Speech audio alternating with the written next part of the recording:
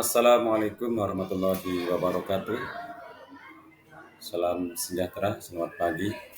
Pada kesempatan ini, saya Hasanuddin akan memaparkan materi tentang iman kepada hari akhir sebagai bagian daripada tugas mata kuliah Creative Content Creator di PJJ Syekh Nurjati Cirebon. Baik, pada kesempatan ini saya akan memulai iman kepada hari akhir. Pengertian hari kiamat. Hari kiamat atau hari akhir adalah suatu peristiwa luar biasa yang pasti akan terjadi, di mana seluruh makhluk termasuk manusia yang hidup di muka bumi akan berakhir, kemudian hidup dibangkitkan kembali, mendapatkan perhitungan dan pembalasan atas segala amal yang pernah dilakukannya di dunia ini. Sebagaimana yang Allah firmankan dalam surat Ar-Rahman ayat 26 dan ayat 27, yang artinya semua yang ada di bumi itu akan binasa dan tetap kekal zat Tuhanmu yang mempunyai kebesaran dan kemuliaan. Pengertian iman kepada hari akhir atau hari kiamat. Iman kepada hari akhir adalah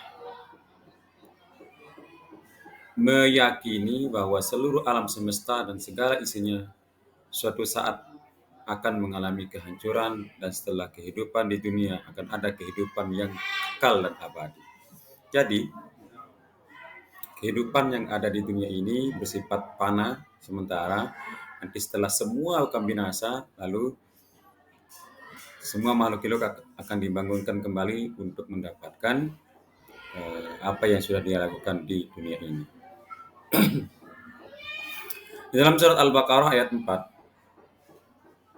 yang artinya, dan ingatlah hari ketika ditiup sangkakala, maka terkejutlah yang di langit segala yang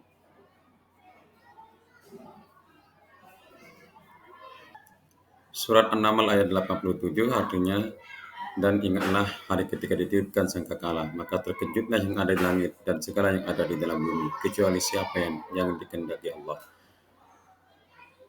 Dan sesungguhnya mereka datang menghadapnya dengan merendahkan diri. Ciri-ciri kiamat itu akan datang. Rasulullah SAW bersabda dalam sebuah hadis yang diriwayatkan oleh Muslim, Abu Daud, dan At-Tirmizi, sesungguhnya kiamat itu tidak akan terjadi sebelum kamu mengetahui 10 tanda, yaitu munculnya dukhan atau asap dajjal, binatang bumi, terbitnya matahari dari barat, turunnya Isa bin Maryam, Ya'juj dan Ma'juj. Ciri-ciri terjadinya kiamat itu Rasulullah SAW melanjutkan, bukan hanya itu, ada tiga pembenam yang terjadi. Pembenam di timur, pembenam di barat, dan pembenam di Jazirah Arab. Yang terakhir adalah api yang mengiringi manusia ke padang mahsyar. Hadis riwayat Abu Daud dan At-Tirmizi. Tanda-tanda kiamat. Kiamat itu ada dua macam, tanda kiamat kecil dan ada tanda kiamat besar atau kiamat sugro dan kiamat kubro. Tanda-tanda kiamat kecil itu yang akan terjadi di muka bumi itu antara lain ilmu agama dianggap sudah tidak penting lagi, minuman keras, merajalela, atau banyak terjadi maksiat di mana-mana, jumlah wanita lebih banyak daripada laki-laki dengan perbandingan 50/1. Akhirnya Dajjal atau dusta yang mengaku dirinya utusan Allah Subhanahu wa taala. Kemudian banyak terjadi gempa bumi terjadi di mana-mana, kemudian pembunuhan terjadi, merajalela, kejahatan seperti saat ini juga tanda-tanda kiamat kecil, terjadi peperangan di Gaza yang saat ini sedang dilakukan pemusnahan, pembunuhan oleh Israel, ini bagian daripada tanda-tanda kiamat kecil. Kemudian tanda-tanda terjadi kiamat besar antara lain munculnya matahari dari barat, jadi nanti matahari akan terbit dari sebelah barat, kemudian munculnya binatang ajaib yang bisa berbicara. rusaknya Ka'bah, kemudian lenyapnya Al-Quran, terus manusia menjadi kafir, munculnya Ya'juj dan Ma'juj. Maka itu bagian daripada ciri-ciri kiamat kubro akan terjadi. Macam-macam hari akhir itu kiamat sugro, kiamat kecil, dan yang kedua kiamat kubro atau kiamat besar. Kemudian apa yang terjadi setelah kiamat? Nanti yang terjadi setelah kiamat atau setelah mati itu akan ada namanya Yaumul Ba'ats, di mana Yaumul Ba'ats itu adalah hari kebangkitan semua makhluk yang bernyawa setelah mengalami kematian atau kebinasaan. Kemudian itu nanti ada juga namanya Yaumul Mahsyar. Yaumul Mahsyar itu yaitu hari ketika semua manusia akan berkumpul pada suatu tempat yang sangat luas yang dinamakan dengan padang mahsyar. Kemudian Yaumul Hisab. Yaumul Hisab itu adalah hari perhitungan atas segala amal perbuatan manusia. Nanti perbuatan baik ditimbang, perbuatan jelek juga ditimbang, itu dihitung.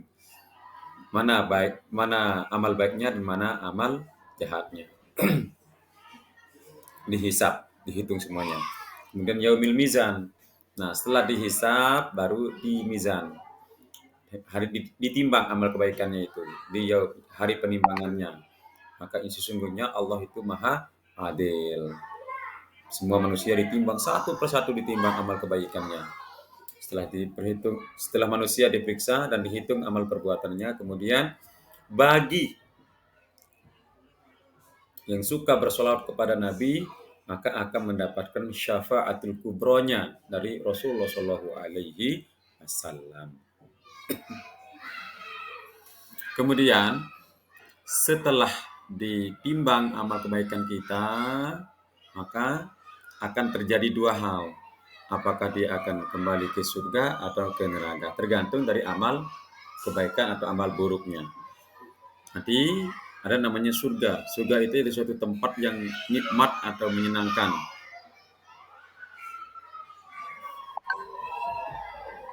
Ada namanya surga, yaitu suatu tempat yang nikmat atau menyenangkan yang disediakan bagi orang-orang yang bertakwa dan beramal soleh. Kemudian surga itu juga bermacam-macam. Ada namanya surga Firdaus, surga Naim, surga Ma'wa, surga Aden, surga Khulud, surga Darussalam, dan surga Darul Maqamah. Ini tingkatan-tingkatan surga ini tergantung dari amal ibadah yang kita miliki. Kalau amal ibadah kita bagus, banyak, maka akan ditempatkan di surga Firdaus, surga yang paling tinggi. Kemudian bagi orang yang amal timbakannya sedikit atau banyak durhakanya kepada Allah Subhanahu wa taala, banyak dosanya, maka akan dimasukkan ke neraka. Apakah itu neraka?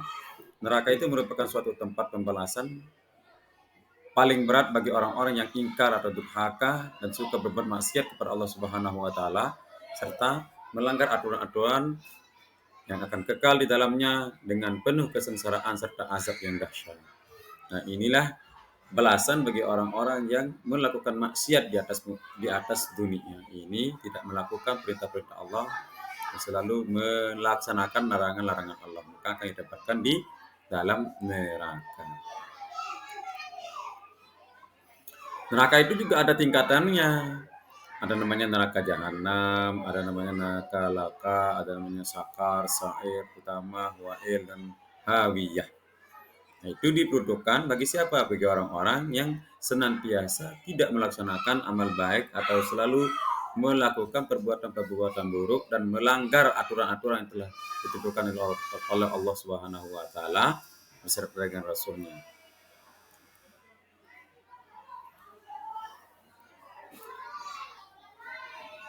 Kemudian bagaimana cara kita untuk bisa meningkatkan iman kita kepada hari akhir agar pertama kita meningkatkan sikap dan perbuatannya lebih bertanggung jawab dan penuh perhitungan supaya jangan melakukan perbuatan itu semaunya kita. Bersikap lebih optimis, lebih luas harapannya dan lebih panjang akalnya. Meyakini adanya hari akhir akan meningkatkan ketakwaan seseorang. Karena sesungguhnya tidak ada yang abadi di dunia ini, semua akan berakhir dan apa yang kita lakukan akan dimintai segala pertanggungjawabannya. Kemudian bagaimana cara kita mempersiapkan diri dan membekali diri untuk menghadapi hari akhir? Satu, senantiasa ingat kepada Allah Subhanahu wa taala. Dua, senantiasa menggunakan akalnya. Tiga, senantiasa bersemangat dan menyiarkan ayat-ayat Al-Qur'an, ayat Allah Subhanahu wa taala. Tiga, berbuat kebajikan sebaik-baiknya kepada semua manusia atau semua insan, semua makhluk. Yang keempat, berupaya keras menghilangkan sifat dengki, berselisih dan bermusuhan.